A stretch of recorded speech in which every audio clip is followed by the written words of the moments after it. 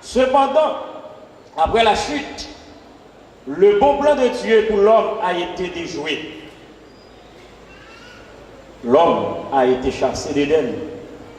À partir de ce moment, le travail qui était un plaisir devient un fardeau, une activité pénible.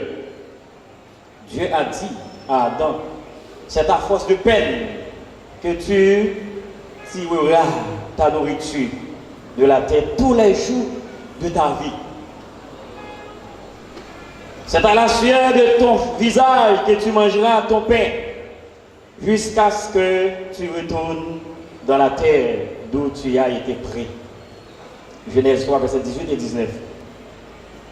Et versé du paradis, à cause du péché, l'homme doit désormais déployer plus de corps pour subvenir à ses besoins. Cependant, le travail en soi n'a jamais été une conséquence du péché.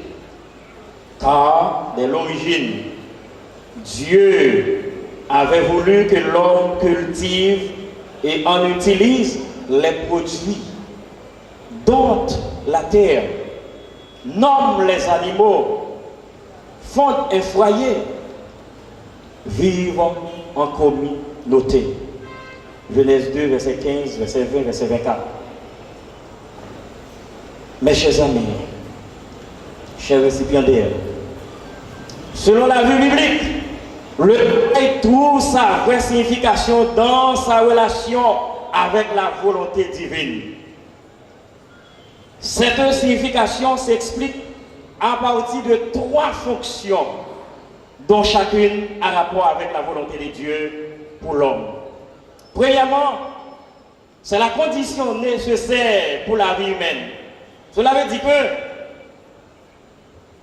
travail, apprendre une profession, un métier, c'est volonté, bien c'est conditions nécessaires pour l'homme même que bon Dieu établit.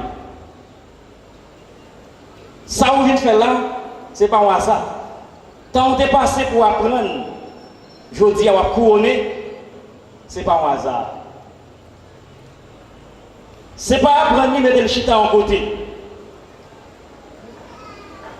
Mais dégagez, vous avez des outils dans le main, excellence informatique.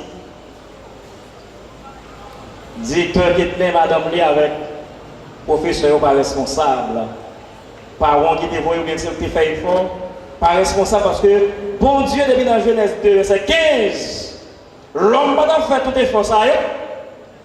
Mais elle te dit l'homme, mettons dans le jardin, c'est pour prendre soin. Et pour prendre soin.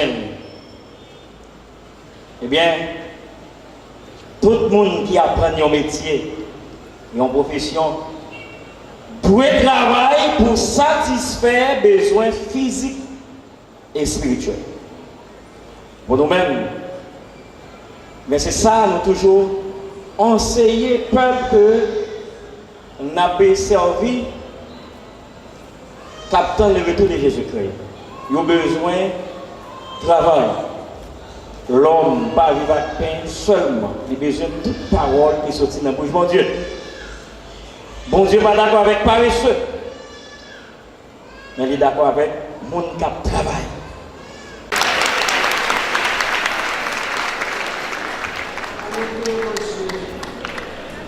Alors, mesdames et messieurs, comme vous le savez, c'est le grand moment de l'excellence, puisque c'est le grand moment de l'excellence. Il faut entendre l'hymne de l'excellence. Et là, on va demander à notre fameux maestro de coordonner cette belle partie de la cérémonie pour introduire la deuxième partie, ou la phase de graduation pour vous en dites. Le maestro va faire chanter le public. C'est toujours très beau à voir quand le maestro fait chanter le public, quand le maestro fait chanter les tribunes. Voilà. Très jeune, mais le plus jeune des maestros. Hein? Le plus jeune des maestros.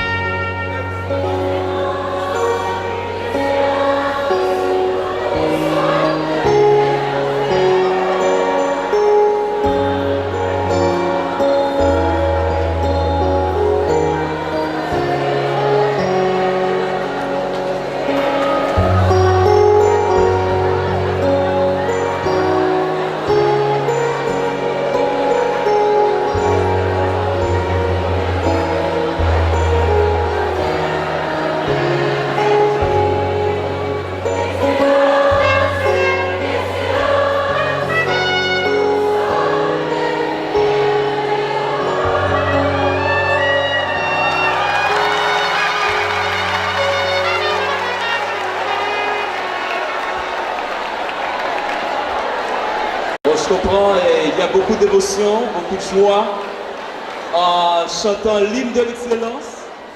Et soyez tous excellents. Alors, encore cette année, j'ai l'heureux privilège de pouvoir présenter le parrain de la promotion et la marraine de la promotion. Alors, je vous demande, on va commencer la femme d'abord.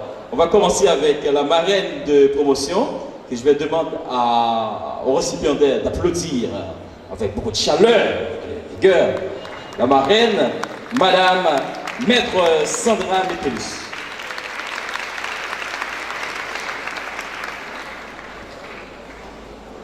Maître Sandra Metellus, qui est notaire public,